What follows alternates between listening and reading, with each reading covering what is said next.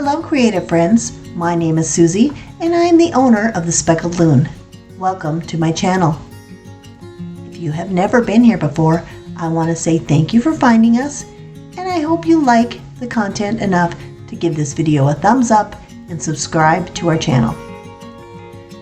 If you are a returning subscriber, welcome back and I hope you give this video a like as well. This video is all about the Fall 2023 DIY Decor Kit quarterly subscription box. We had the video for our summer box back in May and we're releasing the fall box in late August 2023. If you subscribe to our box, it means that every 3 months you're going to get a box of unfinished DIY decor projects from our workshop sent right to your door. Each box is full of fun base pieces with interchangeable sets that will work for the current seasons and holidays surrounding that box. All the projects are small, easy to complete, and you can display them on your favorite accent shelf or tiered tray. And just store them in the box they came in when they're not in use. The instructions in this video are for the Fall 2023 installment of our quarterly subscription box. If you are interested in joining and getting our boxes, I'm going to encourage you to get on our wait list. We only open up the box for new subscribers a few times a year. So the link to join the wait list is in the text right below this video. If you're on the wait list, you're going to get first chance to claim a box when we are accepting new members. Our kits are going to include everything you need to finish the projects except the paint. I want you to use the paint and colors you love, and you probably have them on hand already anyway. But as we go along, I will let you know the paint colors I use in case you want to duplicate the look that I've created. So let's get started completing the projects in this awesome box. It's time to let your creativity flow.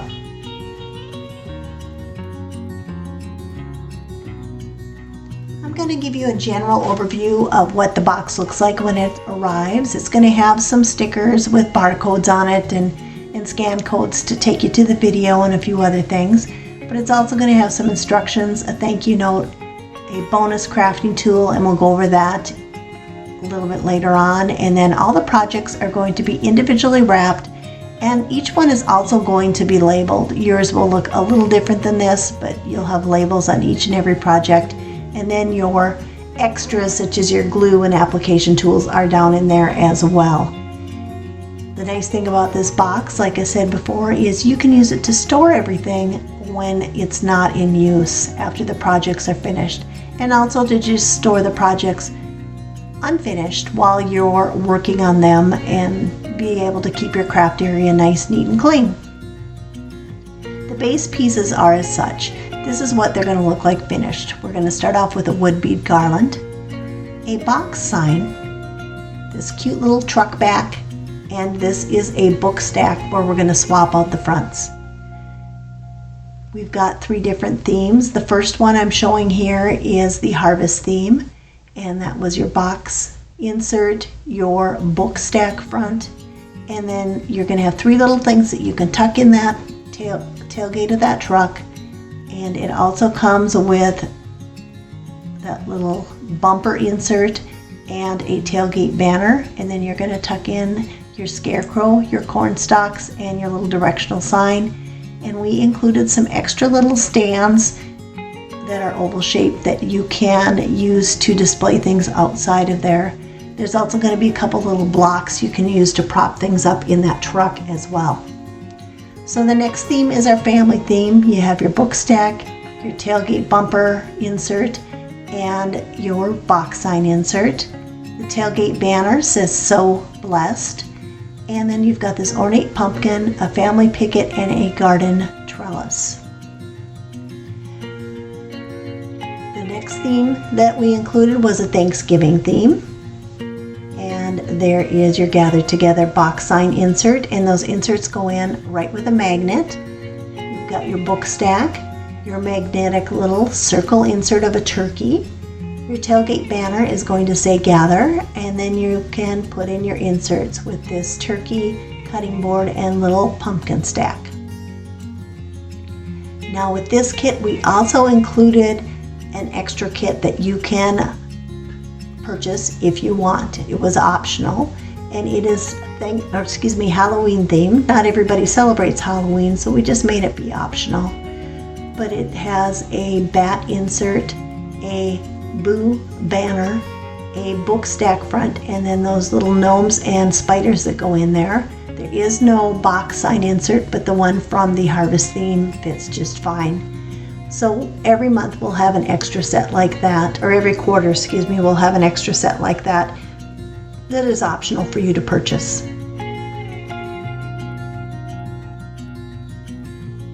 We do provide several tools and extras for you to help you complete your kit. One of the first things is these flat end swabs. They're great for applying paint in small areas, general cleanup, etc. For bigger areas, these foam wedges are going to work great. They can be rinsed out and reused with water. If the paint dries on the end, you just snip off the end and start applying it with the new end of the sponge. You get some gel super glue with a fine applicator tip. If you do run out, you can get extras of these at the Dollar Tree or any hardware store. We're going to give you some toothpicks to get paint out of small areas, especially like shiplap lines or engraved lines, and they can also work great for applying the gel. You're going to get these canning lids and a magnet for the back of the box sign inserts, and then these little magnets and a metal disc for that little bumper insert, that circle insert. You're also going to get some printed instructions, mostly just a general inventory sheet. These video instructions and other resources are included in your box as well.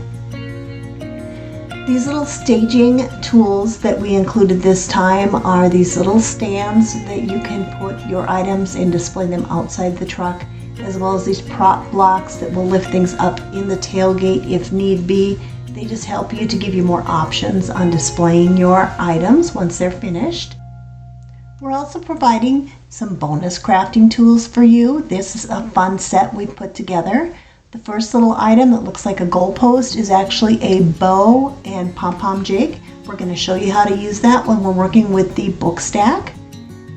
You're going to get this nice blending brush for blending in your paints and getting those muted fall colors.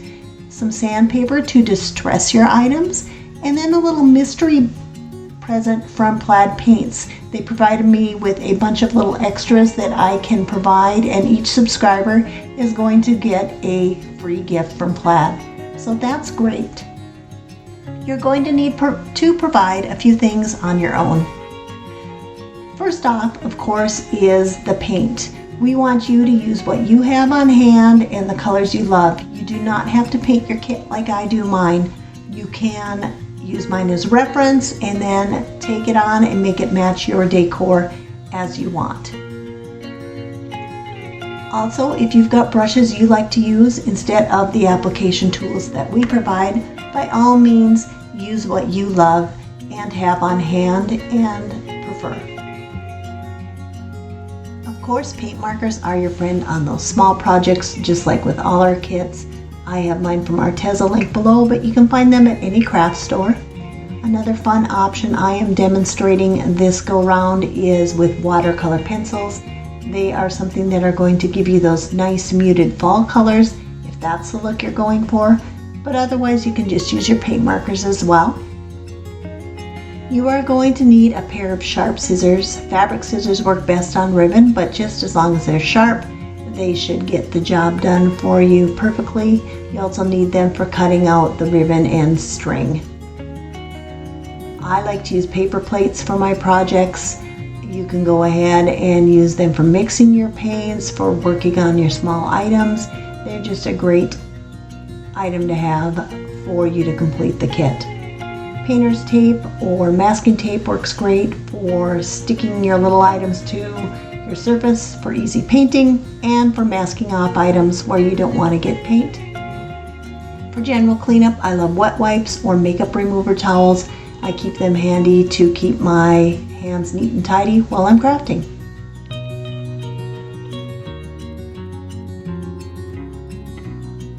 Okay, it's time to start crafting. We are going to start off with our base pieces, and the first one we are going to do is this interchangeable farm truck.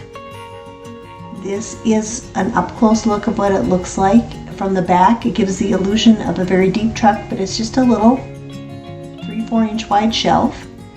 And the big main piece is this base piece, and it's made out of plywood, as are the other parts. Those are your mirrors, your tailgate part, the actual tailgate, the shelf, the side parts, the bumper, and the little taillights and ring for the insert. I am going to show you a faux staining method that I used on this. I did a blue truck. You could do a red truck or whatever color you want. I used this agave blue from Waverly and some water, and you need a wet paper towel and a dry paper towel to do this. So I've got my foam brush, or you could use your makeup wedge, and I'm just getting my towel saturated in some water, opening up my paint, and I'm going to put it on full strength, brushing it across.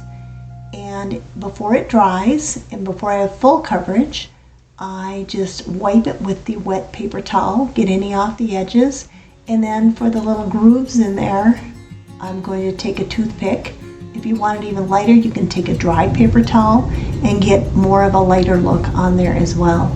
But I just run that toothpick through the grooves in case any paint globbed in there, and gives you that nice definition. Now for the little bumper, I made that to be wooden, to have it more of a wood grain look with brown stain. I'm using this antique wax, but you can use the same method I just showed you with the blue paint with brown paint.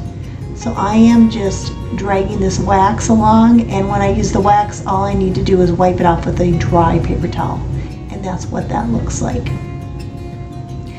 For the other little parts of the truck, we're going to use markers, but I do like to use cling wrap, and I put that around my brushes to keep them from drying out while I am working on projects.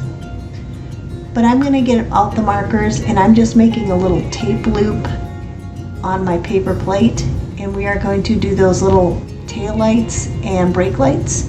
And so I'm doing 2 of them in a red, and 2 of the little dots are going to be in a nice bright yellow. Now you could use paint for this, and that little toothpick Q-tips that I provide, but these markers work great.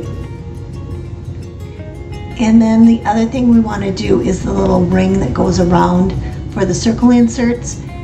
And for that, I am going to just use a really nice metallic silver.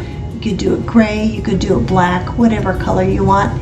I kind of wanted it to look like chrome, so I did silver.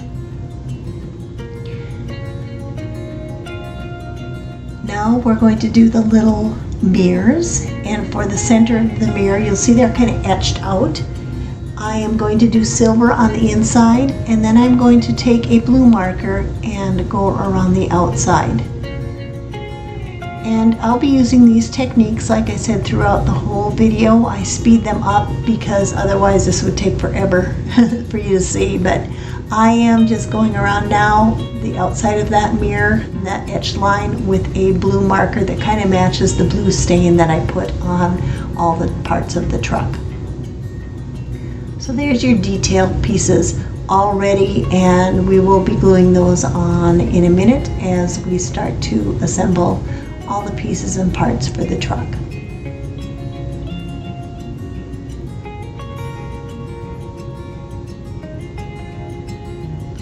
As you can see, I painted everything like I did with the tailgate with that staining method, and I did do the back side of the truck as well in case it does show.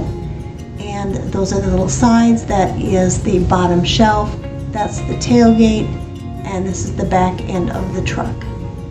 And that's what it's going to look like all put together.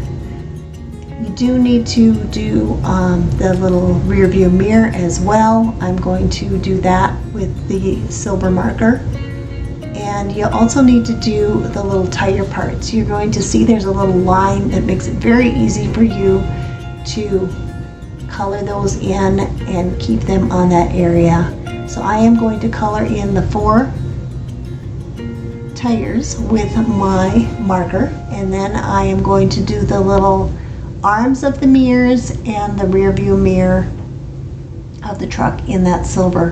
And I'm going up close here so you can see what I'm doing. You just pump that marker a little bit and get it to go. And I'm doing the mirror and the little stem of the rear view mirror that attaches it there. And then I am doing those little arms. Now these are kind of delicate pieces. If they do end up breaking off or something, you can just glue them right back on and they'll be fine. But just kind of be careful with them because they extrude out and could be easily caught or broke off. So now we've got all our pieces painted up for the truck, and I like to do a little distressing on it. I don't know about you, but when I think about fall, I think about things that have been outside all summer. They're maybe a little dirty. There may be a little, worn around the edges, and you've got some sandpaper in your kit as part of one of your bonus items, and you can just go ahead and go around the edges real quick. I apologize for the shaking of the camera. I did not have a good sturdy table. I'm using a folding table with the camera on top, and it shakes. So there I'm going around the edge of the tires and everything on the main parts of the truck. And I'm doing the same thing here on the tailgate. This part is optional, but I do like the look that it gives. Now the other part we're going to do is do that shading to give that kind of faux dimension to the bed of your truck. And we'll do some shading around the tailgate as well. To do this, you can use brown paint, black paint, any kind of dark color that you like. And you can use that sponge that I provide and do a little bit on there and go with a dry sponge or a dry brush. I dab it in and then I dab it off on a paper towel and I just go around the edges. And we're going to use this distressing technique on a lot of the projects. It is optional, but I like it for those fall type projects. It just gives that extra little bit. Now, do you see these little lines here? I am just doing the dry brush technique right along all those lines, and that gives the depth to the bed of that truck. As you're looking straight on, it looks like it's a nice long truck instead of the little narrow shelf that it actually is. So that is how you're going to get that dimension, and that's optional too, but I like the look that it adds to the truck. So now we're going to line up all our pieces and start to assemble everything.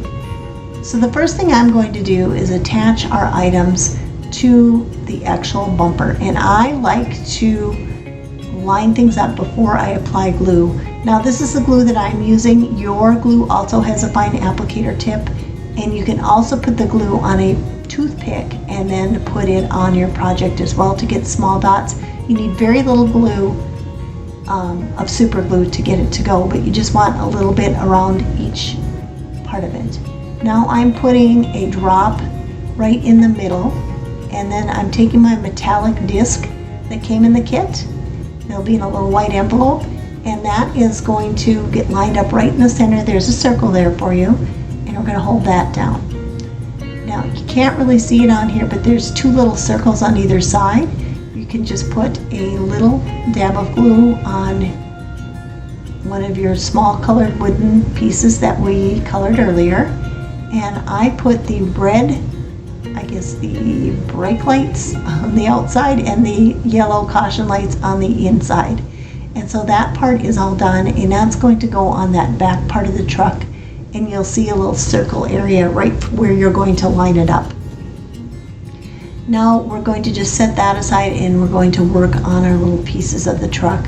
The first thing you can do is glue the little mirrors on either side. You just need a drop of glue on each one, and then they line up perfectly right with the rear view mirror on there. And you can just, what I'm doing here is showing you how they line up really good. and you're just going to want to press and hold. Now if you have little clamps or some clothespins, those work great for clamps to hold things down while they dry. That's great. And then so those are on. So now I'm going to do the bumper on the back of the truck. And as you can see, like I said, there's that little circle bump there that you're going to use to line your bumper right on there. And there you go. And I like to bring things up close so I can see and make sure, and I feel with my fingers that they're good and lined up. If you see me taking things off and on, it's just me bringing them up to my eyes so I can make sure everything's lined up. I don't have the greatest vision, I'm old, and I have to double check my work. So that's what, if you see me going back and forth, that is what is going on there. So next we are going to put glue. We're going to take our little bottom shelf and we're going to put glue on either side of that one notch. And we're going to take one of our ends and line that up. It'll be back on screen here in a minute and you will see. But what I'm doing here is where you're going to put the glue is on those notches on either side. There's a bump out and then you'll do it on that lower portion. And then you're going to take your end and put a little glue right in that notch that's going to go there too. That little opening. Looks like a mouth. And you're going to take your shelf and pop that right in there. You can just press it down on your work surface like that. And we're going to repeat the process with the other end little piece. So again, you're going to take your glue and go on either side of that notch and just a couple of drops. Put a couple of drops right in that little slot and then line it up just like the other one and put it on the other end. And if you want, you can, I'll show you later on, you can clean up if you got excess glue, just go ahead and use a Q-tip. There we go. And I'm going to press and hold that and let that dry. Next we are going to attach the shelf to the main part of the truck. So again, I'm just putting glue down in those notches that are going to meet up, and then there's going to be glue on the truck part that we do as well. I'm trying to show you here up close in the notches. See that where I'm doing it on the indents of each part, because that's where the glue is going to actually touch the truck and attach. And then I'm doing a little bit of glue inside each opening too to get some extra. And then once we attach it to the truck, I'm going to show you how you can reinforce it yet even more. But all of the little holes line up perfectly. You're just going to line up just like that and press and hold it. And give it a good press. And here, if you want, where everything meets up, you can do a little stream of glue there as well. And as that dries, that will give it some extra strength. So we're getting there. So next we are going to put on our back piece. But if you want, I am wrapping some tape around this, some painter's tape, to just act as like a little clamp, a mini clamp, to keep everything together.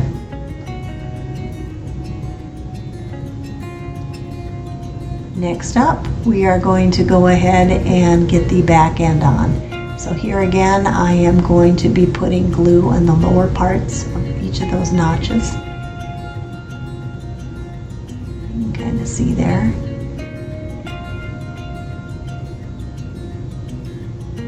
And then I am coming around here and I'm doing glue in each opening, just a small bead along each opening. And then when we put the tailgate over, that's going to hide those ends. So if any excess glue gets out, we can clean it up and then that tailgate will cover it up. But that all lines up as well. And then you want to just press and hold that for a little while. And you could repeat that tape method if you wanted as well. So it's coming together. Now we're just going to line up that tailgate. It's going to go right over all those areas there. I'm putting some glue there. You don't want to put any glue at the top of the tailgate because that is open. So you don't want to glue there. You just want it on the sides and bottom. And then you're going to line it up, and that's what that looks like. So now your truck is complete and ready for us to add all our little display items to it when we start making our coordinating sets.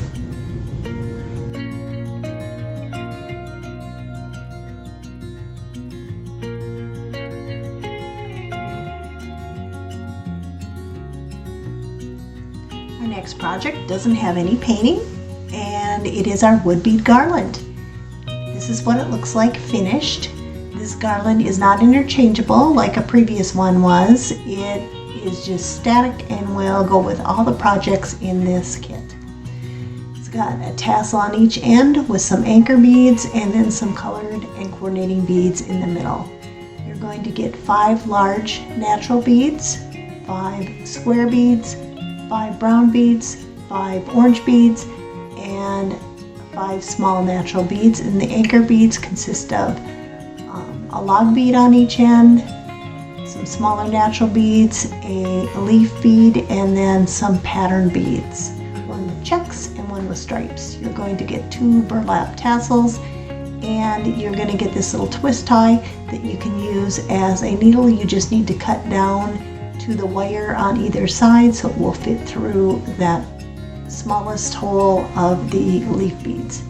So you're going to take the tassel with the string, and you're going to take your needle that you just made and fold the wire around the string, leaving a bit of a tail. And we're going to start off with our first course of beads for our anchor beads. So you're going to take one of these small natural beads and pull that through.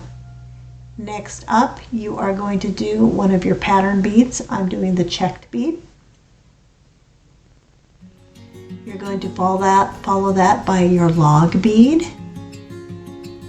And then you are going to take another one of your small natural beads and put that on there. And I'm going slow right now, and then we'll speed up later as we start repeating ourselves. Then you are going to put on your leaf bead, and followed by one of those small natural beads again. And then you are going to pull them all the way down to the top of that tassel at the end of the string. And your first course of the anchor beads will be done. Once you have those all on, you're going to decide the order that you want to string on your courses of 25 beads. There's 5 beads with 5 different colors. I am starting off with an orange bead, doing the small natural, followed by the brown, the square, and the large natural. Now you can do yours in a random pattern or whatever you want. This is just how I did mine. You can also paint your natural colored beads if you want. I have a couple videos linked down below on how you can paint beads. But I like the natural for fall, especially because it kind of gives it that great autumn look. So now I am just repeating the next course to be exactly the same, pulling them down. And you're just going to repeat that till you have all your beads strung on, and it's going to look like this. Then we're going to do our other anchor bead. You're going to start out with a small natural, and then your leaf bead, followed by your another small natural, and your log bead, your pattern bead, and a small natural. And you're going to pull those all through. And now you're going to take, and you can take off and cut a bit of that excess string, so you have a shorter string to work with. It's a little easier. We put on your needle, and you're going to push it through kind of the natural loop that's going to be on the other tassel. And you're going to pull it all the way up to the last bead, so there is no slack. Now if you have a hard time getting through the tassel, just use a plastic needle or a regular big needle if you have one. Now you can see where you've got your last bead and you've got your tassel, and you are going to string right up through that last bead again, and this is going to give us where we can hide the knot we are going to tie. And you want to get rid of any slack. You're going to go through your little pattern bead and then feed it up through the log bead as well, pulling tight as you go along to get rid of the slack. Once you get up through that log bead, pull tight through one more time. Okay, and if you want, you can snip off your excess, but we're going to get rid of the needle now. You will not need that anymore. And you are going to take your string, there should be 2 strands, and you're going to pull them apart, and then you are going to tie them 1 loop around, just in that square knot fashion, and pull it tight to the string in the middle. Then you are going to flip it over, so you are going to go around the string again, and this time you're going to do a double knot. So you're going to do 1, pull it tight, and 2, pull it tight again. Then you're going to get in your nice sharp scissors, and you are going to go as close to that knot as possible without cutting the knot. And now you can just bury that knot right in the middle of that log bead. And now your wood bead garland for this project is complete.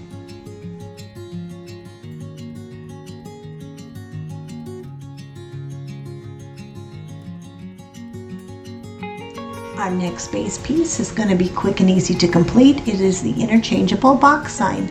It comes already made. We're going to attach a magnet in the middle and stain it, and then it is got canning lids on the back of the inserts, and they attach right to that magnet. This also has a little hanger and a sawtooth hanger on the back if you wanted to hang it on the wall. And we are just doing a quick little distressed stain finish around the edge of the box, and that is totally optional. If you want to leave yours unfinished, you can. You are going to have a little packet that's going to have all the canning lids and then the tape dot and a magnet in it. You will find that in your kit. If you're missing any parts, you just let me know and I'll get them to you. But I am just going to take my antique wax and I am going right outside the rim of that box, and that's all I'm finishing. If you want to paint the whole box, you can. There's no need to paint the inside because that is not going to show on your finished piece. You can also take some sandpaper and go around the edges, whatever you want.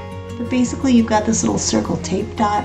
You're going to take that and expose the adhesive on one side of it, attach it to your magnet, expose the adhesive on the other side, and then just put it right in the middle of your box frame. You don't have to be precise, it's going to go in there regardless. And this project is complete. We are ready to complete our final base piece, which is the interchangeable book stack. It's something people have been asking for a while. It is a little book stack, and then you've got interchangeable fronts for each set that are going to go on. We are going to make a bow with the bow maker bonus piece and elastic that is going to go around to hold it in place. And there's little feet at the bottom as well. It's a really fun project. I hope you like and enjoy it, and I can include it on future projects and kits as well. So all the pieces and parts are unfinished and are in front of you. This goes together like a box. It's pretty easy to put together, kind of goes together like our truck did. But these inside pieces are the ones that don't have any etching on them. And then we've got a top that's going to go on as well. So the inside pieces, this is the first, I guess you'd say, top of it, and then you've got the 2 little parts that are the sides, and then you have got a front and a back. So we are going to put together the inside of the box first, and this is just like the truck where you're going to put your glue on those lower parts of the notches first. Then you're going to take one of your sides and you're going to put glue on the lower part of that notch. Then you are going to meet up that side with the very end of the box and just hold it as best you can at that right angle so it will attach, and after a few seconds it will be attached, and we are going to repeat and do the other small side on that end piece. And I'm just holding it, and while I'm holding it I'm going to put my glue on either side of that notch. I'm going to take my small piece and put glue on that notch. Now just so you know, the part that kind of looks charred or marked, that's going to be the inside of your box, so that is not going to show at all. You can see that where you got all the charred parts on the inside and the clean parts facing outside. Now we are going to put on this piece. This is the front, and where these, you're going to have little arrows that kind of point up. I didn't on this, but those little squares where we're going to put the little holders, those go toward the top of the box. So right now we're working and putting our glue in the notches along the top and along the sides. Then you're going to take your front piece and you're going to put your glue along the indents there.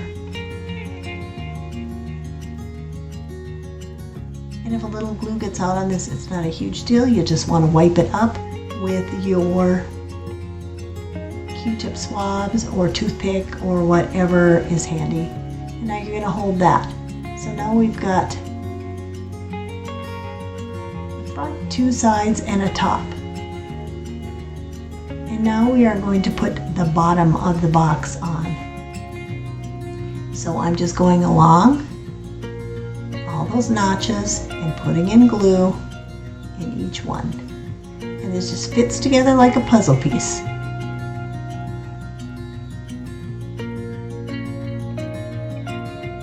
same there. Everywhere where it's going to meet up, you're going to put a glue, dot or two of glue in that opening notch. Okay, you need to press that down and hold it. All right. Now we have got all of those pieces together, and your box should be fairly sturdy right now. And the next part we're going to do is, there is a top, and you can just paint your top black to look like the top of the books. I did mine brown, but I'm going to show you a technique where it's going to have a pattern to it if you want. But next we're going to do the first long piece with the grooves that are going to look like the pages of the book. We're going to get that glued on that open end there. So you're going to do glue in each one of those notches, and then you are going to do glue in each one of those notches of the book pages.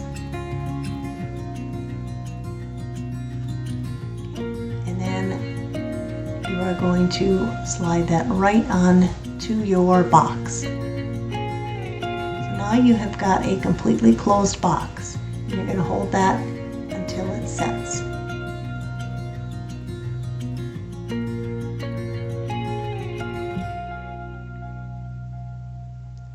Next we're going to do the side pages.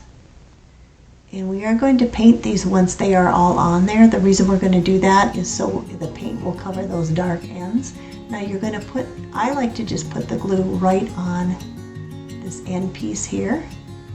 And you are going to want to line this up exactly top, bottom, side to side with that end piece. So I'm getting my glue all set on there. Just doing some X's and dots.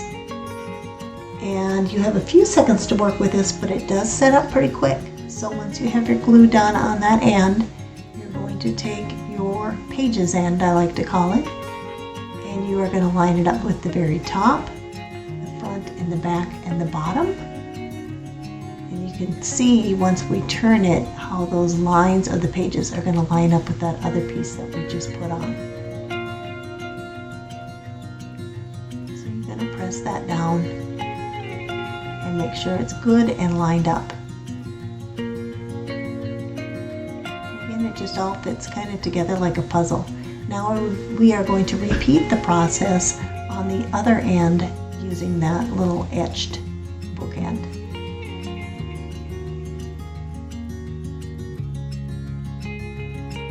So like I said, I'm going to be showing you a different technique for the top, but you can just paint your top. That's that piece, blank piece down the right hand side.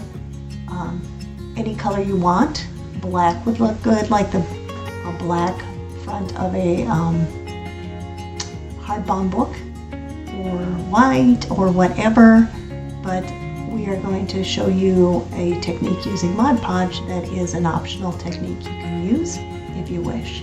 So here I'm just taking that second piece and piece of the books, and I'm just lining it up, and now you can see kind of how all the pages in the books line up side and back. I said, we are going to use a paint technique to cover up those notch parts, and it's going to look like one flowing stack of books. Now when I paint mine, I am going to be using an ivory colored paint as opposed to a harsh white. I like the look of the ivory colored paint better. And then I did do the brown antique wax on the top, but like I said, I'm going to show you this, how to get a pattern piece, and all you need is some Mod Podge and a scrap piece of scrap paper. It's about 4 by 6 should be enough, I think. So I'm going to take some, this is just matte Mod Podge. I have mine in one of these bottles because I buy it in bulk, and I am going to take and open that up, and I'm going to get a foam brush, and I am going to do a good coating on the top of this, making sure I get edge-to-edge coverage all over. And like I said, this is optional, but I'm just showing you this so you can see an option as to how to make yours look different. Now we need to set that aside, and we need to let it dry completely, so I'm just putting some plastic wrap around my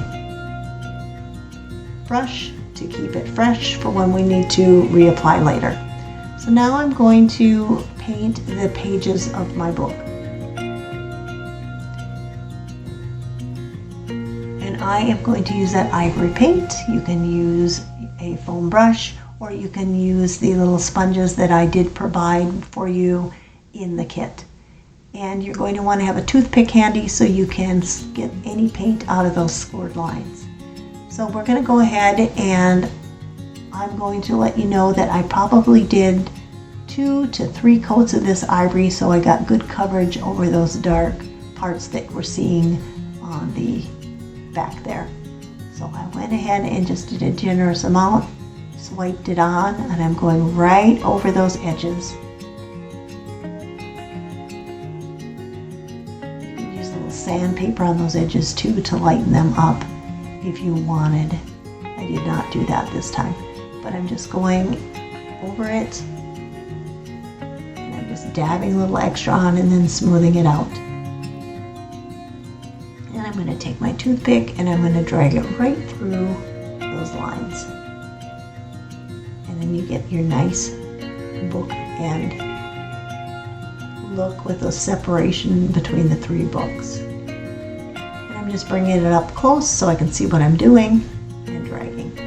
You get some lumps and bumps with the paint there, just take your brush and kind of smooth them out. And now we're going to just repeat this on either end. I'm just going through and dragging more and more to keep that definition of those pages there. So now we're just going to come over here and repeat that process of going on either side. And I'm trying not to get any on the top because the top is going to glue down. If you do, just wipe it off right away. I want to keep that nice and even. And I'm repeating it on the other side. And like I said, I think I probably did at least 2 to 3 coats. That's the thing with some colors are going to get you great coverage right away. Other ones, you need to really go over your lighter colors like your whites and off-whites and your yellows. You're going to need to do more coats of paint. But the paint I'm using is that Waverly brand from Walmart. It is a chalk paint. It goes on quite thick, which is good. Some people like a thinner paint. I like mine thick, and it gets pretty good coverage, and it dries matte. It's got a matte finish to it. If you have an X-Acto knife, that works great for getting out those edges. Those lines really crisp as well. And then you would just wipe it off when you're done.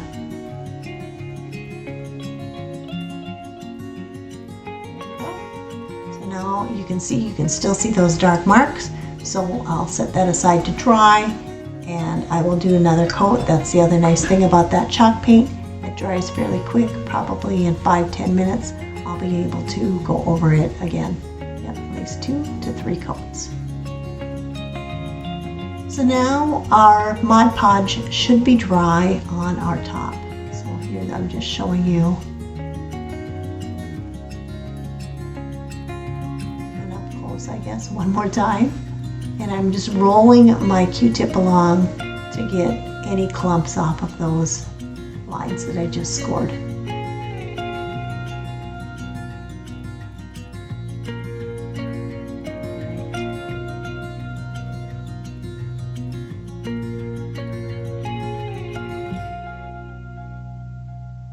So now we're going to attach our little squares. You'll have 6 little squares.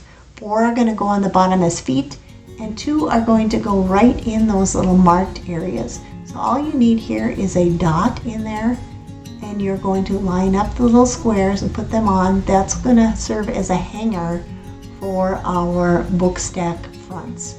So I'm just lining it up with that square, bringing it close to my eyes. Sorry it's off frame, but I have bad eyes and I need to make sure they're lined up.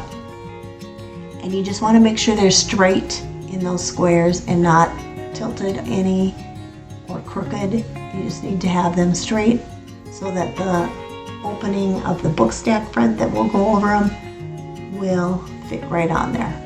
And I apologize for that being out of frame. Like I said, I've got bad old eyes, so vision of a fruit bat, and I need to have them close so I can see and make sure. But there is, I'm going to give them a little hold down, and there they go. They are on there. So now at this point, you could do another coat if it's dry, or we could work with our front, the top where we are going to put our piece of scrapbook paper on.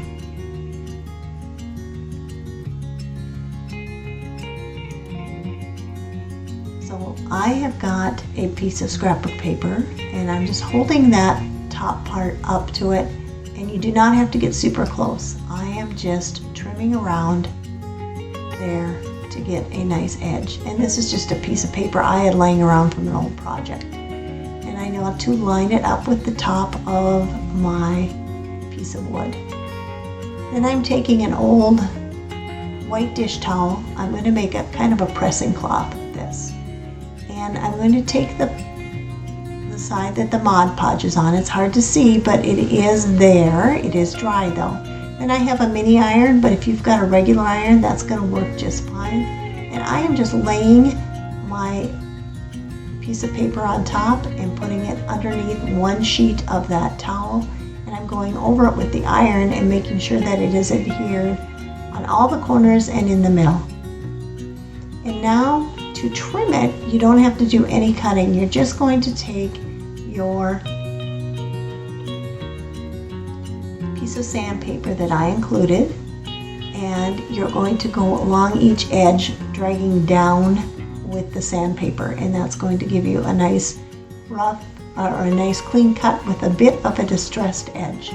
So we'll get our sandpaper out and go across.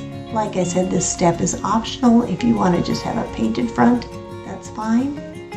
This is kind of a fun trick to work on any of the projects. You can practice on the backs of them, that type of thing, till you get it down. There you go. And one more, and then it just comes right off. and now you have a nice clean edge. And if you want, you can do distressing around there if you want. I did do some distressing with the antique wax. That again is optional. You do not have to do the distressing if you don't want. I want mine to have that aged look, like it's an old stack of books that's been sitting around for a while in the library. And if your distressing comes across too dark, just wipe it with a wet rag and it'll go. Now you might want to do one more coat of Mod Podge over the top just to give it a nice finish.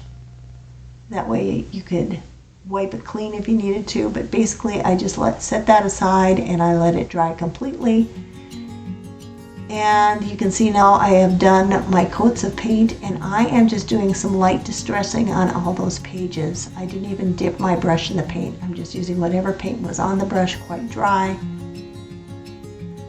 And now I'm flipping it over so you can be on the bottom, and I am going to glue one of these little wooden feet in each corner. The reason we're doing this is so when we have our ribbon, it has a gap between the bottom of the book stack and wherever you're going to set it on. So if there's a knot in your ribbon or anything, it's not going to make it sit crooked. Your book stack will sit flat. So there you can see where I'm just doing a foot, a little square in each corner there. And once that is done, then it's going to sit flat and be slightly raised. The other nice thing about this book stack with the flat top is it's going to act as something you can set your box sign on when you display. So now I'm ready to attach my top. It is all dry, so I'm going and just doing dots of glue along the top. And the top, you just want to line it up exactly with each edge of the book stack. Project has a lot of steps, but it is fairly easy, and if you've got a flat edge, I like to just rotate and go around on the back and each side and get it good and adhered, and I'm just pressing down and making sure it's all set. Now this is ready.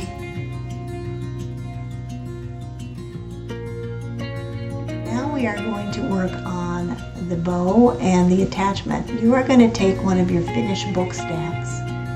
We're finishing those later, and then you are going to just tie a knot with that elastic around on the back. And you can snip that with your scissors. And if the edges of the elastic are frayed, you can just run a lighter over them, and then that kind of melts it.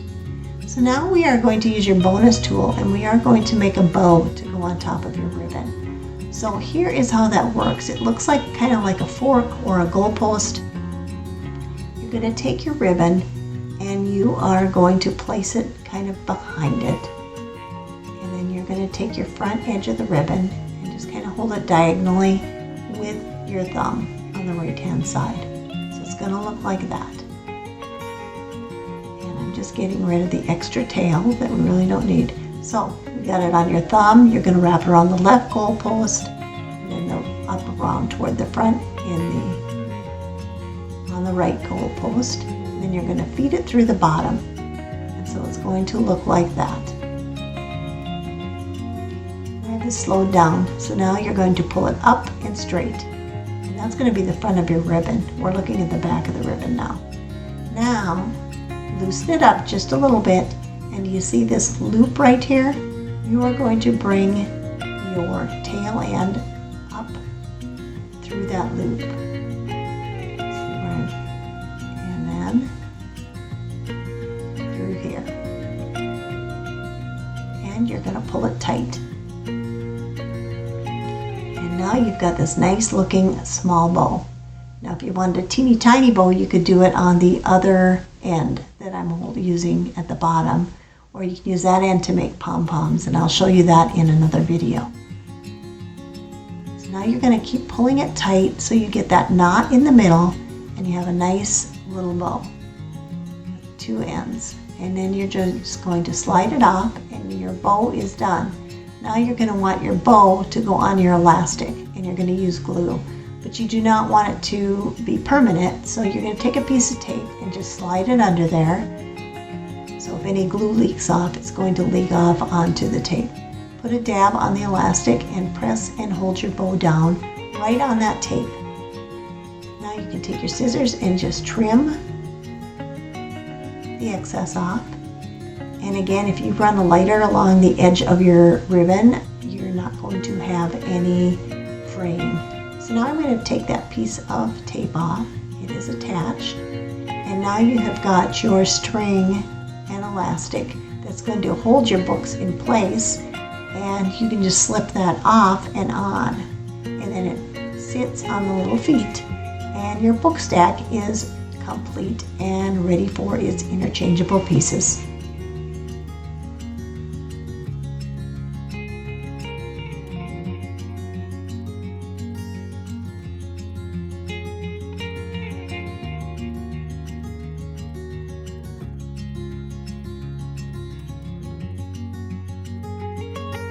Time to start working on our collections. The first one we are going to do is our harvest collection.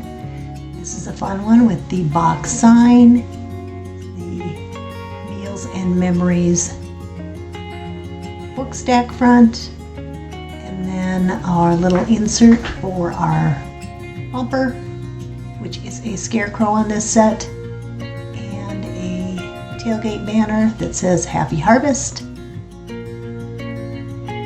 And then we have our scarecrow, our cornstalk, and the corn maze. And again, that little extra stand or two in there so you can display outside the truck. The first project that we will do is this small circle insert that's going to go into the bumper of the truck. It's a little crow, and it's got a base piece, a face, a beak, and a magnet. And it just goes right there into the bumper. We're going to get started with this. I'm not going to repeat and paint everything, so I'll tell you that I did paint the base ivory. I'm going to color in that bottom part black. I used a black marker on the face, and I am going to use a yellow marker on the beak. And I will do some distressing on it with my distress brush. So the first thing we're going to do is what it kind of looks like a frown. On the lower part of that, I am just going to color that in black. That's kind of going to be the body of the bird per se. Then I'm just taking my yellow marker and I am coloring in the little beak. And then I'm taking my dry brush and just distressing a little bit on that ivory. To put this together, the beak is an adhesive back. So you just need to peel the covering off of that back of that beak. It's just a small little piece like that, and it is etched in exactly where it needs to go. So you're just going to center that right there. There are eyes on this crow, it's just hard to see on camera. They're cut out so the white will peek through from the back. I'm just applying 2 or 3 little drops of glue on the back of the crow's head and just centering it in that circle slightly above that little black bump that we just painted.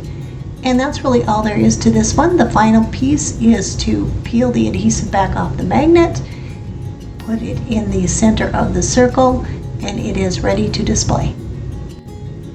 Our next project is going to be the Happy Harvest tailgate banner. This consists of the banner, the 2 words, and of course the hooks, and it goes right on the tailgate of your truck. The base piece has got an etched in circle so we can paint in that little sunset.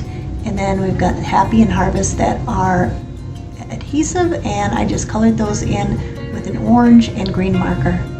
The base piece of the banner I just painted in ivory and then drug my toothpick through that arc right there to keep it nice and easy to paint within. I'm going to paint in this with watercolor pencils. The ones I got was a set of 24 for about $6 from Michael's. I'm going to be using a yellow and an orange one. I'm just going to scribble in with the orange first, just staying within that arc, and then filling in with the yellow in there. And we are going to then dip our blending brush that came with your kit in and go back and forth and blend those colors together to kind of give an ombre, sunset, or autumn color to it. It looks a little splotchy when it's wet, but when it dries, it does mute out. You can blend those in or take a paper towel to kind of get the excess water in there off if you saturated it with too much water. While that is drying, I am going to go ahead and distress the edges. Again, I want that fall look like things have been sitting out all summer in the garden or the fields, and they have a little bit of age and character to them. Once that's dried, you can see the nice muted look that it gives. It's just different. If you wanted to do that with markers, you could as well. You could just color in with markers, and while they're still wet, blend them with the brush as well. I just wanted to try for a different look. So I am just playing with the positioning of my letters here. Again, this Happy and Harvest each have an adhesive backing, so you just need to peel that back right off and then place the Happy and Harvest wherever you want. I did the one on top kind of centered. This one I did just a little off center. Once you stick it down, it's done, so you better be sure where you want it. If I had to do it over again, I'd recenter it, but no big deal. I'm just getting the adhesive exposed on the word Happy, and I am placing it directly above the harvest, centered within that circle. And then this is already complete. You just need to attach your hooks, attach it to the tailgate, and it is ready for display.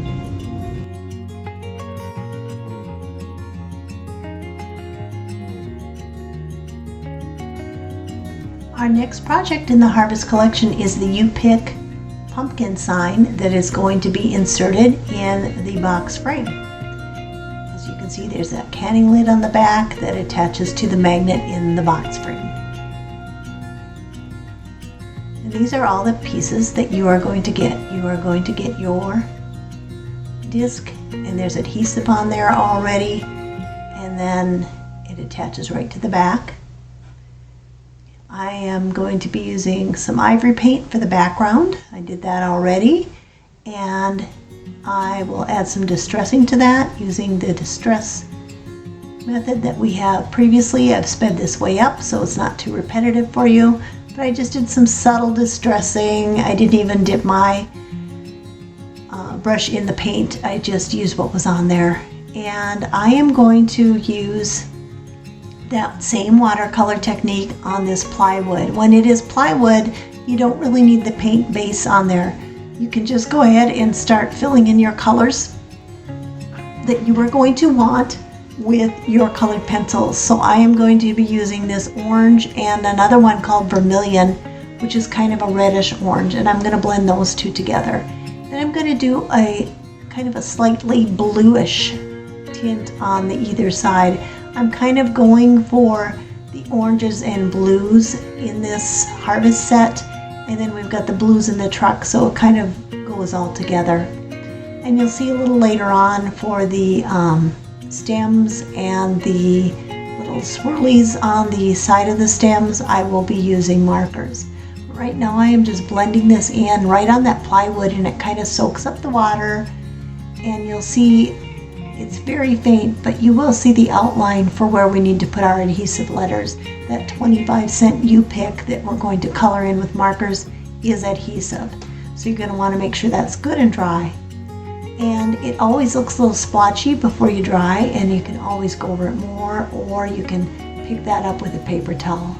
So now I'm just scribbling in that center pumpkin, and I am doing the two shades of the vermilion and the orange. Like I said, that vermilion is kind of a reddish orange. It's kind of a good accent color. I'm just laying that over the top to make sure it looks good.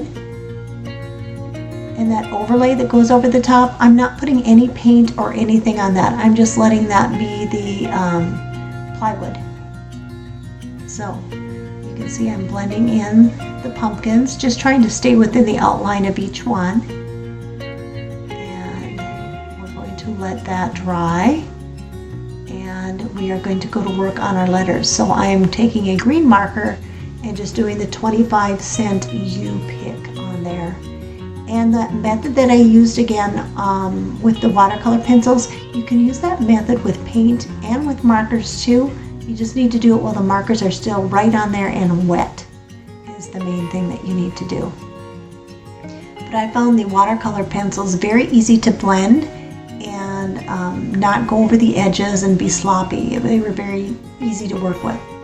So I am doing a green marker on all the little swirlies and curlicues. And then I am going to take a brown marker and do the stems. And I'm just doing a little more blending with my brush. So there I've got the stems, and I'll do that last one. So that part is done. I'm going to place the overlay on there and see how everything looks. It gives it a nice finished look. And I am going to expose the adhesive on the clear. There's some clear double stick tape on the back there. You just need to get a hold of it, pull it off, and then you've got your adhesive. It just kind of goes right in the center. You can just eyeball it. It's going to attach regardless and be centered once you put it on there. And I'm going to attach my letters to the 25-cent U-pick, and these are etched in. So you just want to take and be very careful and line it up right over the top, and then it goes on there quite easy, and it covers up that etching. This way you get everything placed on there exactly how it should be. So I'm just doing a little distressing around the edges, and now I'm doing a very thin drops of glue all over that pumpkin overlay in the critical points, and then I'm holding it down and pressing it again for the glue. If you need very precise application, you can put a little bit of glue on the tip of a toothpick and put it on those small parts, and then you will not get any glue oozing out or a lot of excess. So now I'm just eyeballing where I want that 25-cent U-pick. I want it fairly centered. So I am putting glue onto the back of that plywood sign and little dots all over the place. And then I am going to center it back on and press in a hole to adhere. Again, if you got some clothespins you want to use for clamps, that's great. You can also get a pack of mini clamps at the Dollar Tree. I think 6 for $1.25. Those are great too. And then it just snaps right in there. And this project's complete.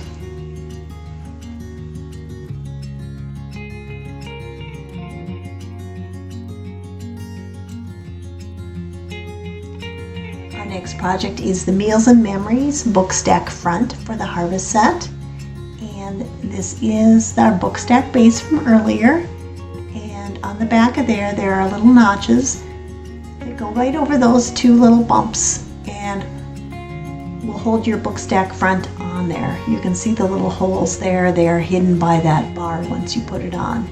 These are really easy to paint. I like doing them in 3 separate colors, and then the little letters are adhesive and very easy to get on. And as you can see, they are etched in there so you can see exact placement. Once you do paint them, that etching becomes very faint, but it's there just as a guide and just visible enough. So I am going with hazelnut brown on the top. I did the middle strip in orange, and I am using a maize yellow, M-A-I-Z-E, like the corn maize, on the bottom. And then you can see where they go just on top of each other. I am just using a dark brown marker for my words, and I am doing a bit of distressing around the middle strip, and I believe I do some on the top and bottom too. I don't even paint that middle part because the only thing that's going to do is get glue on it, and it's going to be covered up by the orange. So I am just doing a little bit of glue. I'm doing it on the actual base and not on the orange part because I don't want to get glue into the holes. I need it to fit exactly on those little pegs, and if you get glue into the holes, sometimes it will not fit correctly. So on the word memories, I am just on the word meals, I am just peeling off that adhesive, that paper strip to expose the adhesive, and then same thing with the and then next up the same thing with the memories. Now I painted mine all with the same color scheme, and I just put things in different places. All these Bookstack fronts are going to go together quite similarly. But that one is ready to go on the Bookstack front, and this project is complete. So you can see how that fun little elastic that we made just holds everything on nicely, so you don't have to worry about that falling off. It just snaps right on, and this now is ready for your harvest display.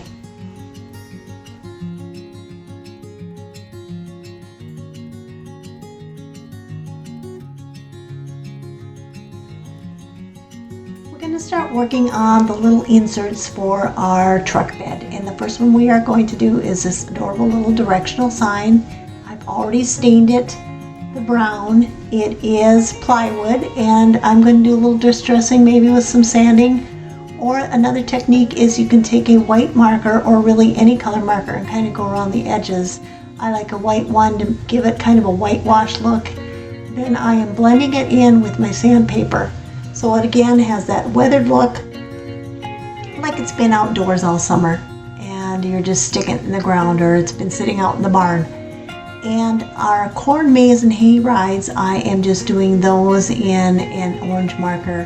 These little words too are adhesive. I tried to do that with most of the smaller pieces to make it easy for you. And all you do is play with your placement, which one you want where. It really doesn't matter. They both fit on either Picket. And you're going to expose the adhesive and then press them down. And I did that on the corn. I did that on the maze. Get that lined up a little bit. There we go. And then with the hay rides as well. And then this also does fit into one of our little stands, or you can tuck it right into the back of your truck.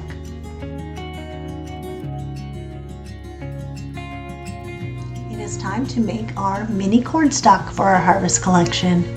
This little cornstalk is green with green and yellow ears of corn.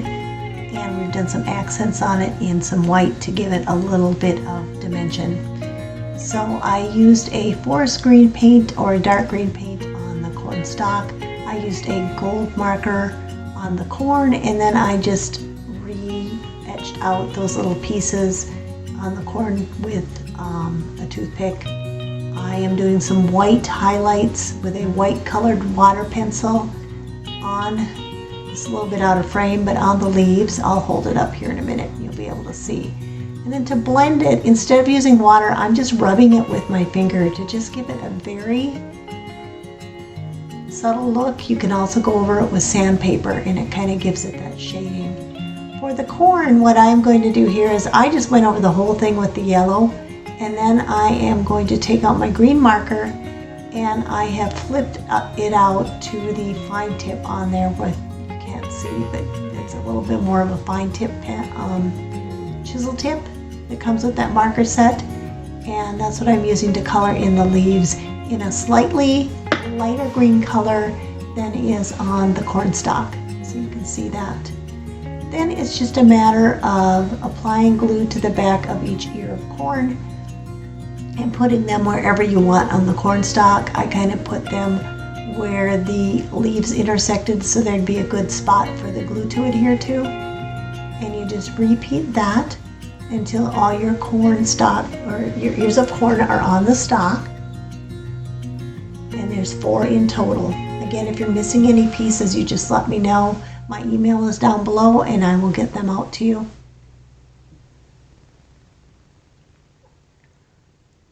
The nice thing about this glue is it does set up quite quickly. And this is the Star Bond Thick that I'm using, but your super glue that I include, the gel, will work very similarly. This is done, and we are going to tuck the corn in the bed of our truck.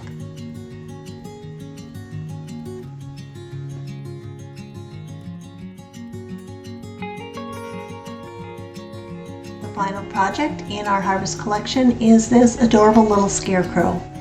He comes with some overalls and a little hat overlay and a base, and this is what he looks like all made up. So the base is got everything etched into it, as is the hat, and then there's a little patch etched in on the overalls, and they just layer on like that. To make mine easier to paint and finish, what I did was I painted the Scarecrow hat part all honeysuckle, and then I'm going to color in the hair. I just used a toothpick to get the little edges out. It just was easier that way. And I did a coat of ivory all over the base. And again, I just took my toothpick and etched out all the little crisscrosses for his plaid shirt. And same thing, I did a light blue on his overalls, and I'm going to cover over the top with a dark blue to expose the little patch. So we are going to work on those overalls first. I am just, with my blue marker, going round and round that patch area and coloring the rest of it all in. And then when I need to get closer to the patch, I'm taking my tweezers and flipping this over to the fine point on my blue marker. And then I have just the patch left. And I'm going to take my white paint pen and turn it to the fine tip. And I'm doing just a little bit of stitching detail around there on that one. And I'm going to add a little detail with the black. It's just some little buttons for his overalls. And then the overalls are done. And then for his hat, I'm going to take my yellow marker and just color in the hair. When you color over a darker color like that with yellow, it gives it kind of that dirty look, which is what I'm looking for. He's been out in the field, so he is going to have kind of a dirty look to him. He's not going to be a clean scarecrow. He's going to have a little mud and gunk on him. So he looks good like that. And then I'm going to color in with a little pink colored pencil, some cheeks, and then just a little bit of water to even those out. And I did a little bit of pink in the nose too. And I'm taking my two oranges, my vermilion and my orange, and I'm just coloring in his little plaid shirt there, kind of going, in different directions. And then I am going to blend that in with my blending brush, and I'm blending down and trying not to get it on the face part. And then I'm going to color in the little hay on his hams, again with a yellow marker over that white. And then I'm just kind of eyeballing where I need to be with that brown marker for the top. And I'm just going down to the edges a little bit. And he is now ready to put together. So if you need to dry things off, I have a little heat gun that I hold far away and dry things off to speed up the drying process.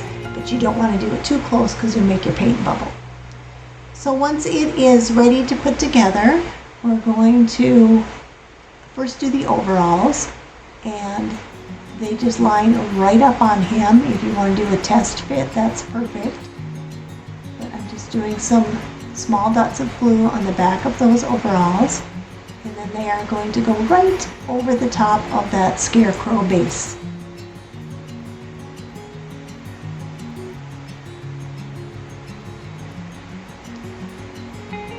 And I like to kind of, before I press down, make sure I've got them good and lined up, side to side, top to bottom, and then give them a press.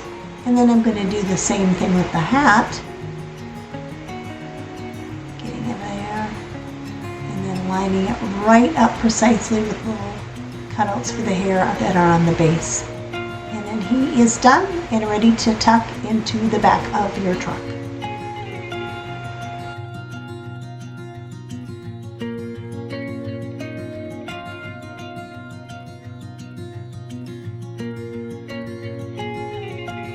With our harvest collection done, it is now time to start working on the 7 projects in our family collection that go on our base pieces of the truck, the box sign, and the Bookstack front. The first project in our family collection is the pumpkin circle insert that's going to go on the bumper of the truck. It's just this 1-inch little MDF circle with a plywood pumpkin and of course your adhesive back magnet.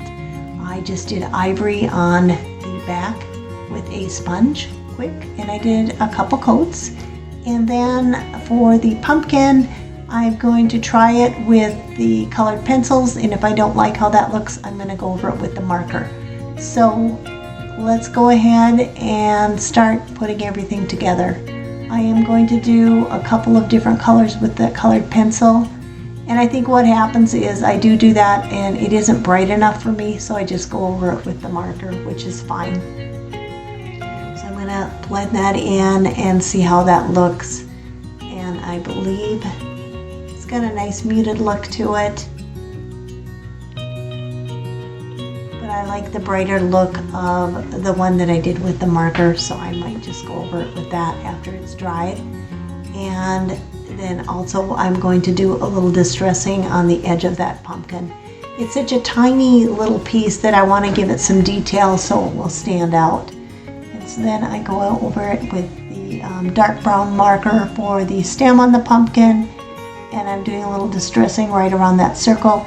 I'm not adding any paint to my brush, I'm just using what's already on there to give it that look. And while everything's drying on the pumpkin, I'm going to go ahead and attach that magnet to the back. It's adhesive, so it goes on quite easily. And then finally, for the pumpkin, when I am ready to adhere that, I'm just going to put a little glue on the back of that and get that attached. But I do look and decide to do a little distressing on either side to give it that extra dimension that teeny tiny project needs. And there we go on with the glue and put it in, and this is ready to display on our truck.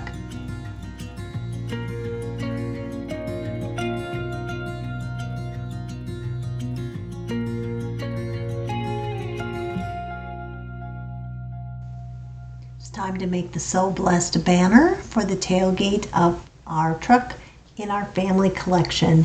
The So Blessed and the arched banner and the 2 hooks are included. The So Blessed are just MDF letters.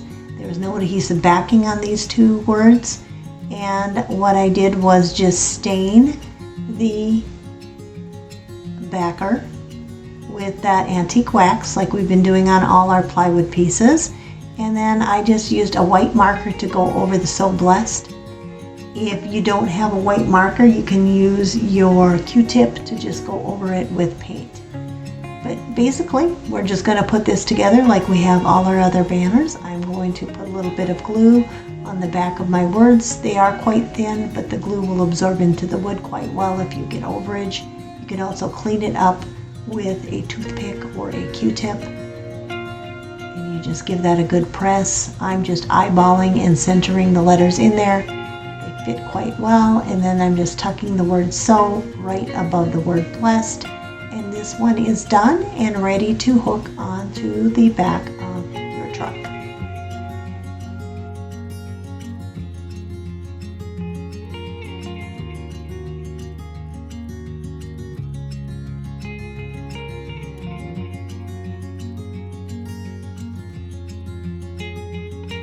I really like this next project. The simplicity of this acorn for the family set is so cute, and it makes such a nice little box sign and accent to your display. It really matches any of the sets in your kit.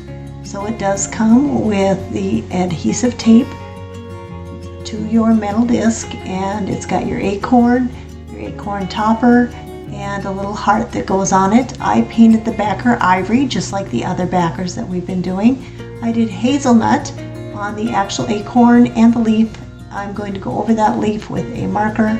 I did a stain on the acorn top, and I am going to go over that heart with a red marker. That stain on the acorn top, it is plywood, so that antique wax just kind of settles in the cracks and gives them that darker look. I'm just doing the red marker on the heart, and I did the green marker on the leaf. I am doing a distressed look on the acorn topper since it is that plywood, and it gives such a nice look when you sand it down like that on the edges. And I am going to take a dark marker and color in the stem on our acorn, and I'm going to do a lighter marker, or I'm going to do a light accent on the leaf with a white watercolor pencil, and I'm just going to kind of rub that in there just to give that leaf a variegated look. And then I'm just going to do a little distressing on the heart, and I'm going to do some distressing as well on the acorn with a little bit of that antique wax as well, just to give it that more woody look that an acorn tends to have. Again, acorns are out in nature, so they do not have to be perfect. And I'm doing a bit of distressing around the edges on the ivory backer as well. And a little bit I did, as you can see on the one that's already in the box, I did a little bit across in the center of the sign as well. If you kind of go around those corners, it gives that nice distressed look. So now it's time to just put everything together on this sign. It can go on there crooked, so there's no rhyme or reason, so that makes it very easy to do. The first thing I'm going to do is just attach that acorn top right onto the acorn. You can see it just fits right on there. Goes right over there. And then I'm going to put the heart on the acorn, and then just kind of eyeball where I want it on my ivory backer. I'm putting a little dab of glue up on that leaf and then on the body of the acorn and positioning it. And then the next thing we will do is attach our metal disc to the back. And again, it's hard to see on screen, but there's some clear double stick tape on there. And we're just going to press it on and then swap it out and put this one in. And it is ready to display with the rest of the items in our family collection.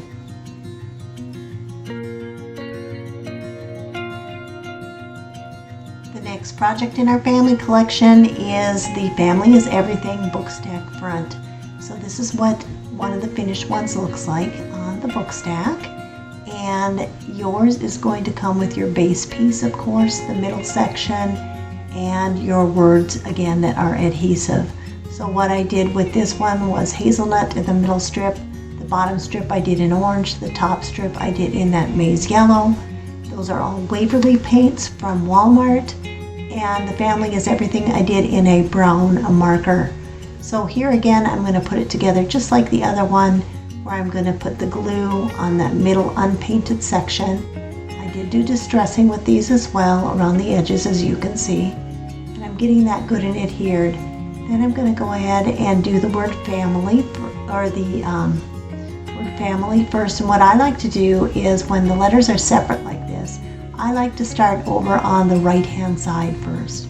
I use tweezers if I need to for the tiny parts, and I press down and adhere them. Then I do the AMLY and then the F for family after that. And then I'm going to do the same thing. The letter S is separate on this one. Get that adhered, and then the letter I. And then on everything, the G is separate. So I'm getting the adhesive backing off that, getting that G placed. And then I will do the same thing with the rest of the word of everything and get that lined up and on there next to the G on the bottom. And then this Bookstack front is done and is ready to be attached to your Bookstack. And it fits right on there. And again, you're just going to take the elastic that we did attach the bow to earlier and get that on there. And this one is ready for your display. Let's make a mini garden trellis to go into the back of our truck on our family collection. It's kind of a cute little project. The little trellis kind of has that honeycomb or wicker pattern to it. There's a pumpkin, a squash, and an acorn. I guess you could call the squash a gourd too, whatever you want. The acorn is made out of plywood, the rest are made out of MDF. I took a brown ochre marker and went over all the trellis with that.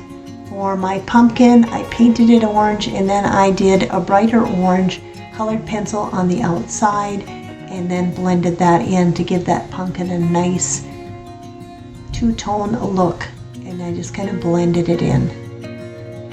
For the next piece, I'm going to tackle the gourd. I went over it with a light green kind of moss colored marker, and then I'm going over the middle section of it with a darker green marker to give it a two-tone look as well. And then I am going over the top of the acorn with that staining method that we've been using, and I distressed it with sandpaper. And I took a brown colored pencil and went over the acorn with that and then blended that in. And then I'm going to take a marker and do the top of the acorn in that dark brown as well. And I'm just kind of blending a little more brown colored pencil in on that acorn.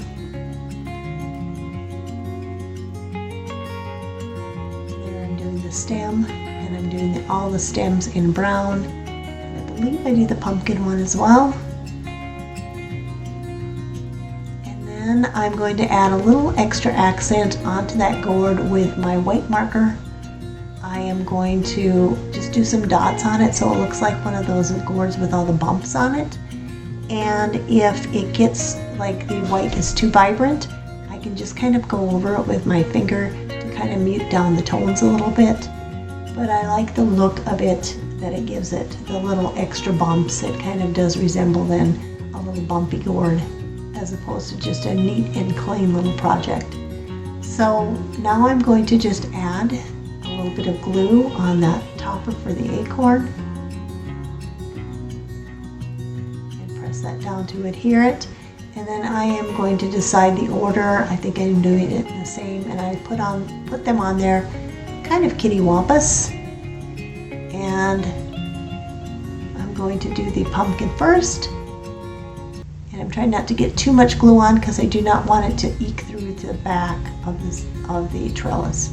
So if I just do small little dots, it will adhere just fine. The next thing I'm going to do, and I'm going to point that kind of in the opposite direction, is the acorn. And then the final one that I'm going to do is to adhere the the gourd to the very bottom. And I'm going to try to leave it up from the bottom, because if I leave a clean strip at the bottom, I will be able to use it on one of those little stands and display it outside of the truck if I wish. And then let's tuck that in, and we will get on to the next project for our family collection. Got another quick and easy little project for our family collection. It is the family fence picket, and literally fits in the palm of your hand. It's got the adhesive back letters, and then this plywood base and two little strips that go across the top and the bottom. I stained my fence picket and the two little strips with my brown antique wax. Again, you could use your brown paint watered down, or if you've got brown stain, use that. I'm going to color the letters using a silver marker. The letters are adhesive back like our other letters on most of our projects. And the silver marker over the top makes it quite easy to get a nice little look. And then we are going to line them up, and I like to use my tweezers for these little ones, and it is etched in there right where they go, so you get a nice straight alignment. And you're going to get all your letters on. Then you're going to take your glue and put them across the little plywood strips that are going to go across the top and the bottom of your picket. And there's a little bump out that shows you right where they go. And this is another one where you want to leave kind of a single layer at the bottom, because this one will fit into the little stand as well. And then you can tuck it into your truck next to your garden trellis. And we are on to the last project in our family collection. The final project in our family collection is this beautiful ornate pumpkin. It looks complicated, but there's only 3 pieces to it: the overlay, the base, and the small heart. That's the base, the overlay, and then the heart cut out that fits right in the middle like a puzzle. I used ivory with a sponge over the top of the heart and the top of the overlay. If you do this, you just want to do light coats and dab very lightly and do several coats, and you'll get good coverage. I used pumpkin orange on the base, and then the stem and the little curlicue I used green and brown paint markers. So for the heart, it was painted white, and I have scribbled on it with a vermilion, I believe is what I used, colored pencil to just give it a little different color. It looks very vibrant and splotchy when it's wet, but once it's dried, it looks a more muted orange color, as you can see. And you just have to be patient, let it dry, and if you don't like the look, you can reactivate and just wet it again until you get the look you like. Here I'm just using markers on the stem and the curlicue. I'm looking, and I went a little low with the brown on the stem. So I'm going to take out my sponge and my orange paint and just blotch over that little area, kind of dab over that area where I over painted with the marker. And I'm just going to let that dry. Once that's dry, it's time to attach the overlay, and I'm just doing teeny tiny little dots of glue wherever there's a thicker intersection on the overlay backing, and then I just line it up with my pumpkin. I like to take it in both hands, top and bottom, and kind of line it up and make sure it's all edge to edge lined up. And then a little glue in the middle of the heart opening, and you put the heart in, and this project is done, and it is ready to add to the family truck.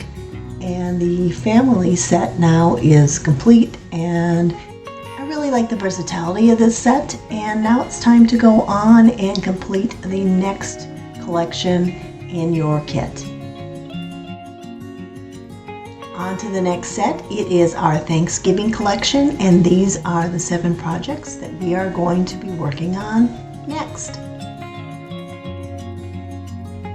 Our first project in the Thanksgiving collection is this little turkey circle insert for the bumper of the truck. It consists of a background piece with all the etching in there, so you know where to place everything and where to paint the turkey face and the magnet. I did go ahead and paint the turkey face a light brown, but we're going to go over that, and I did ivory on the base of it and used my toothpick to etch out those little areas so I know where to color. So I'm just coloring in that middle section with a brown marker, and I over colored a little bit, so I'm just taking a toothpick and dipping it in my ivory paint and going over any area where I got out of the lines with my brown marker. And then for the little face, I'm just going over the top portion with white, and then the bottom portion with a yellow on the beak, and then red on the little gullet part, I think they call that, the red that's hanging off the side. And then to put it together, I just adhere the magnet to the back, put a little bit of glue on the back of the face detail. There's a little spot that's etched out right where you put it, and this one is ready to go on your truck.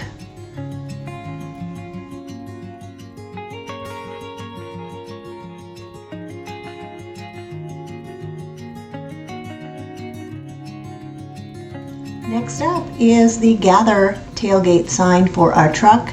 I just used an orange marker on the word Gather, and I used our same staining technique that we've been using on the base. And to add a little extra dimension to it, I did go around with sandpaper and distress the edges. And then I'm adding glue to the back of the word Gather.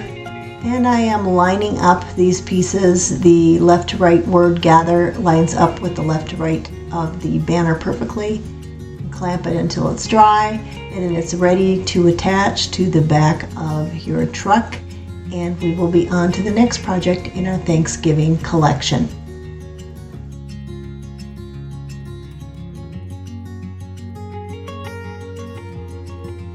Let's get working on the Gather Together box sign insert for our Thanksgiving collection. This is what it looks like done with the little canning lid on the back, and it just snaps right in there. It consists of the base, the word Gather, that's going to go at a diagonal and lines up perfectly, the word Together, which is adhesive, a little leaf, and a kind of like a greenery branch, I would call it. And I did ivory 2 coats over all the etching and everything, and then it shows up very faintly when it's dry, and that etching on this one is just for placement. I used a moss green with a sponge on the Together and that little ivy leaf, and then I used orange pumpkin on the leaf that's in the corner, and an orange marker on the word Together. And like I said, those little Together words or letters are adhesive, and the rest of the items will be glued on. And there's an etched portion for each one. So I'm going to show you how I did the detail on the leaf. I had the leaf painted orange, and then I took that Vermilion watercolor pencil and went over the veining on that leaf. And then I took just a tiny bit of water and started to blend it out to give it more of that variegated look, where it's kind of aged in the middle. You know how leaves get those different colors on them in the fall, where there are several colors on one leaf. So that is the end result of that. And then we are going to start placing items on our ivory backer. I did distress it on the edges and corners, and there's a little item right at the top there where the leaf goes. There's the cutout for that. And I just make sure that the top aligns. You don't want anything hanging over, it won't fit into the box sign. Same thing with the little ivy greenery. You can just line that up right where it's etched out, and it lines up directly on the bottom. Next up, we're going to do the word gather. And I just did teeny little bits of glue wherever it was thicker on the word. And if I got any extra, you can just clean it up with a toothpick. Finally, we'll do the letters for together. I won't show you each one, but they are adhesive back. We'll just get that last one on there. And they are supposed to go on kind of crooked looking. Just FYI, that's how the design is for this sign. And this one's ready to put into your box sign. I think I forgot to film me putting the backer on it. But once you adhere the canning lid to it, it's ready for display. It's time to do our So Very Thankful Bookstack front for our Thanksgiving set. And this is what it consists of: your backing with those etched in lines and work for the words, as well as the front portion. And the So Very Thankful words have that adhesive backing on them, just like our other book stacks. I did my combination of orange, hazelnut, and the maize yellow from Waverly. And I did orange on the top, hazelnut on the bottom, and the center strip on this one I did in the yellow. I do go ahead and distress those. I don't know if I show it on camera or not. And then I'm adhering the word very to the middle yellow portion. And there I'm doing my distressing. And I will do the other words, the so and the thankful, to the top and the bottom respectively. And I will first glue on my middle portion, and there are lines etched out in little grooves for you to line it up perfectly. And we'll put on our last two words. There I did the so, and we'll do the thankful. You just remove that backing to expose the adhesive. Once you get it going, it comes off very easy. I always have trouble getting it going though. There we go. And this one is ready to put on your book stack. And it's time to tackle the next project in our Thanksgiving collection. We're going to get to work on the items that go in the truck for our Thanksgiving collection. And the first one is this little family recipe cutting board. It comes with the cutting board and a little cutout that shows you where to put the pie, little pie crust accent, and the family recipe words, which again are adhesive back on the pie. I painted the whole thing with hazelnut, and then on the very bottom of it I'm going to go over that with a silver marker. I did our staining technique on the cutting board, and then for the little words family recipe I did a silver marker just like at the bottom of the pie, and that little crust accent I just did a white marker on that.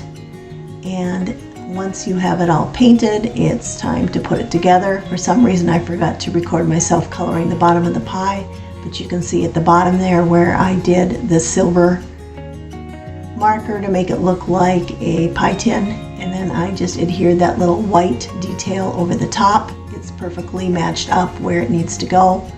And once that's dry, I'm applying glue to the back of the pie and then putting it in the little etched in area on the cutting board. Then for the family recipe, I am doing the bottom one first. and just adhering it. I'm lining this one kind of up with the bottom and it left to right, just centering it, and then removing the adhesive or the backing it on the word family to expose that adhesive, and then pressing that down. And this project is done and ready to display in your truck.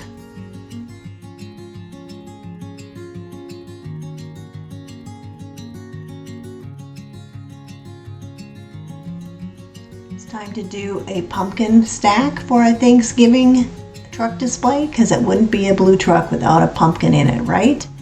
Now this one I did in colored pencils, but I'm going to do markers on this two-piece set. So basically it's the stack and the overlay, and it is made out of plywood.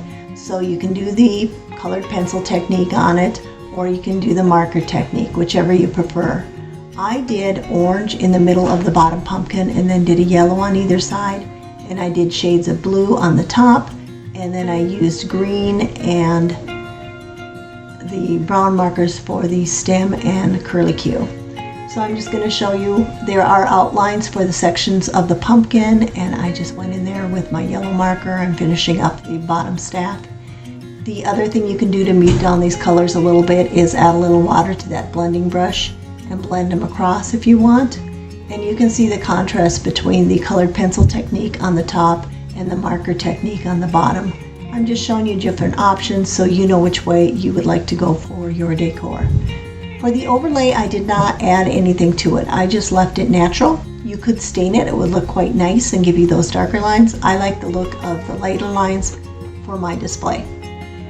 Once you have it all colored and the paint is dry, then you go ahead and just add a few drops of glue on the back of the overlay and line it up with that pumpkin stack, and then you are ready to go and add this to your truck display for your Thanksgiving collection as well.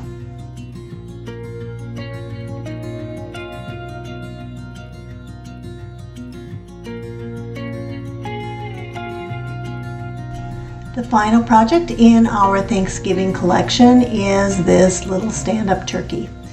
He has a base layer, an overlay, and then a hat overlay and a face overlay. So there's 4 pieces to this little guy.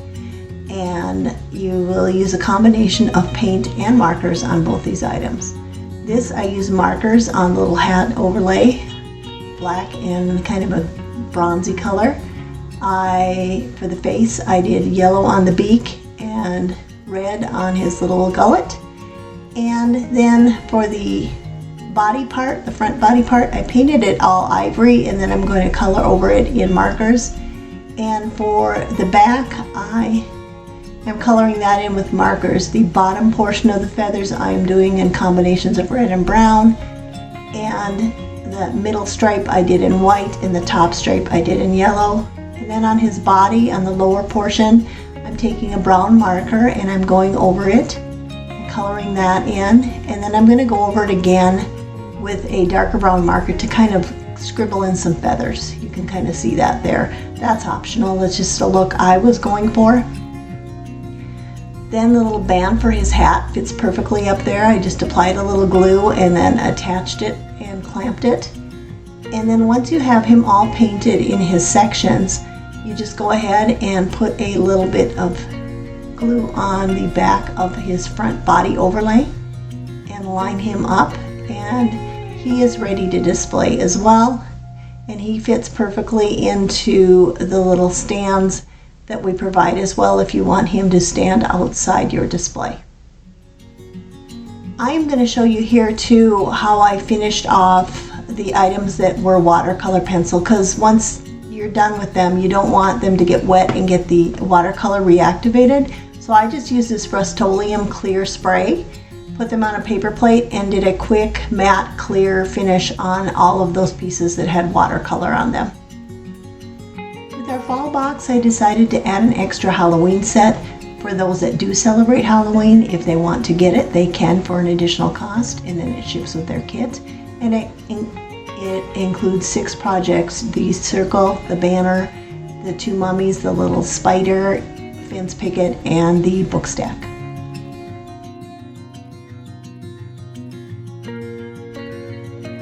Our first project in the Halloween collection is this bat circle insert. It consists of your backer and your bat and a magnet.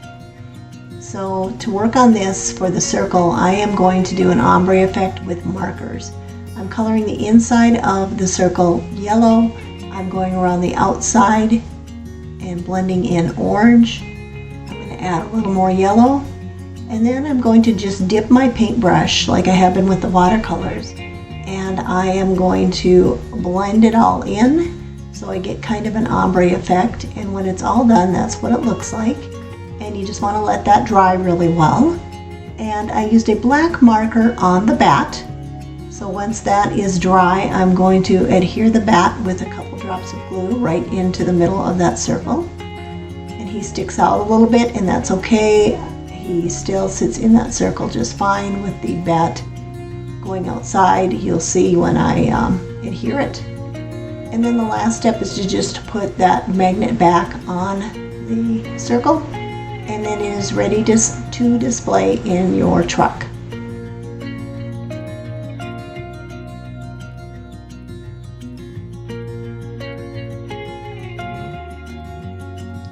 Next project in our Halloween collection is the Boo and Candy Corn banner that will hang off the tailgate of your truck. This is an up-close look of what it looks like. All finished. It consists of the base, the 5 little pendants, the word Boo and the 2 candy corn, and those items are adhesive, the Boo and the candy corn, and of course your 2 hooks. I am going to use just different colored markers to do all these pieces. So I used a green on the background, I used white for some accents, a couple shades of purple on the pendants, and I did light and dark purple. And then I'm just showing you how, after I colored the pendants, I'm using the fine tip part of my white marker, and I'm doing just some dot and dash outline accents on each piece. And I think it just adds a little something extra to these tiny pieces.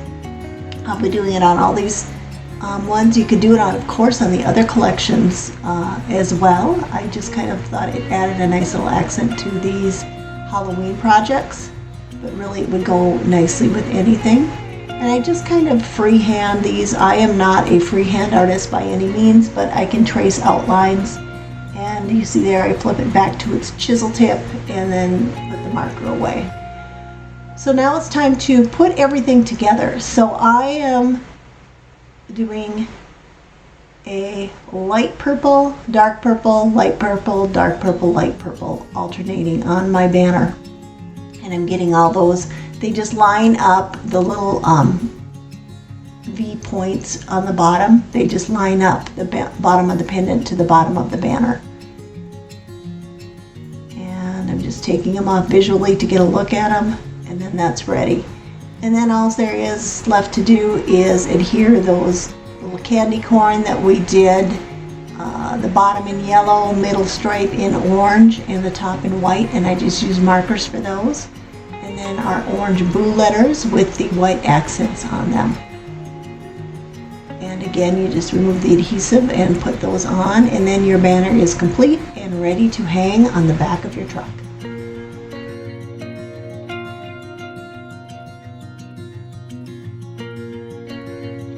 We will make this adorable trick-or-treat book stack front for the Halloween set. This is what it looks like on the book stack. It's got your traditional 3 sections and the trick-or-treater adhesive and a bat to put on the middle as well. So what I did with this one was I painted the middle section orange, the top yellow, and the bottom green. I did use markers on that yellow and green, and I used the pumpkin orange paint. Now it's time to just attach that middle section as we have been doing all along. And remember to put that glue on the actual larger piece and clamp it so no glue gets into those little holes. And it's outlined where your trick-or-treat are going to go. I did those letters in a dark purple marker. And I'm just going to add a little accents again with my with my white paint marker. Just doing a little L shape at the top and the bottom book stack, and then the middle one a little band with a couple of dots between the two lines, just to add a little extra to it. And then I have already attached the trick or treat letters, and I'm just putting a little glue in the middle section of that bat he kind of hangs over. And this is done and ready to be displayed on your book stack. And your Halloween set is coming together nicely.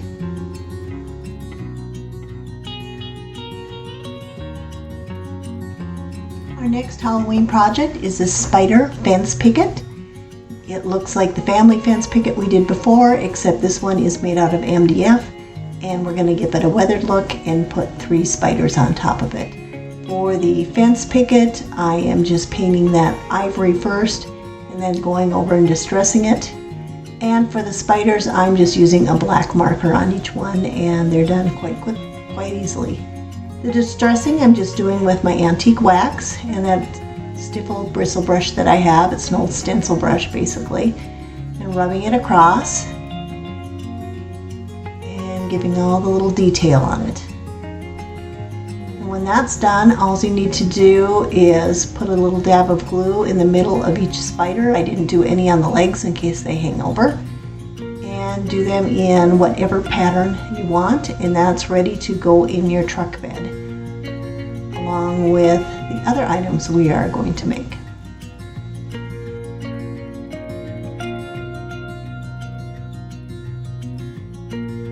Gnome, and he comes with a little stand that he clips into, and he can go in the stand or just lean up right in the truck bed. But this is what he looks like all done, and it's a layered piece, and there's this little stand. I did color it black, I just thought it fit better. You got the base, his hair, his forehead, his nose, his beard, and then his outfit, and then in front he's holding a candy corn with two little hands. So I did ivory on the beard, and I did markers. I did black on the hat, green on his forehead and his little outfit, and pink on his nose. On the candy corn, I did white on the top, orange in the middle, and yellow on the bottom. And on his base there, where the little bolts come out, I did those in silver. What I'm doing next is on the candy corn, I'm just adding a little detail with my white marker, as I have been in other projects. I'm doing a little detail on his forehead, on his hair, and a little swoosh on his nose. And I'm doing a swoop on each shoe as well. So, and I guess I'm doing a little swoop on his hands. And then all the detail is done, and then he just goes together like a puzzle. I like to work from the top down on these. I get the hair all glued on and lined up. It goes together, and he lines right up with that back piece. And I just hold a clamp on there while I start applying glue on the base, and then slip the forehead piece in there just like a puzzle. Next, I'm going to do a dry fit on the beard and put some glue on the base for the beard. And I get that all aligned, and then I'm going to do the nose. And finally, the little last part of his outfit, I just do a little more glue on the base, and that just slides right in over the beard like a puzzle piece. And once you get that first piece on, all the other pieces should line up pretty good. I'm doing just a test fit of where I want his hands and the candy corn, and I just glue those pieces on one by one in order to keep them in the spots where I want them to go. And once that's done, you can slip him into his stand and stand him outside the truck, or you can leave the stand on and have him inside the truck, or have him inside the truck without the stand.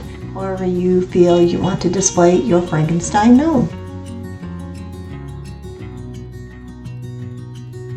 Let's put together the final project in our Halloween collection.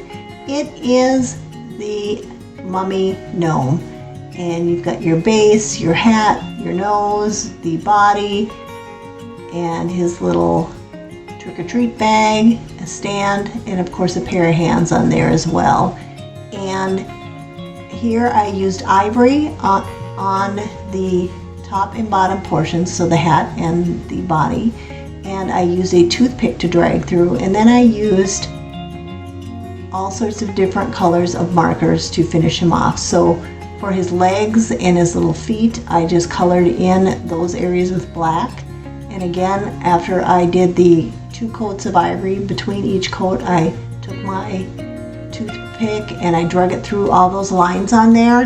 And then I am going over all the lines with a distressing as well, leaving the little portion that's right below his nose a brighter ivory, and did not distress that. And I'm adding accents again with my white marker along his shoes and along his little pumpkin and along his hands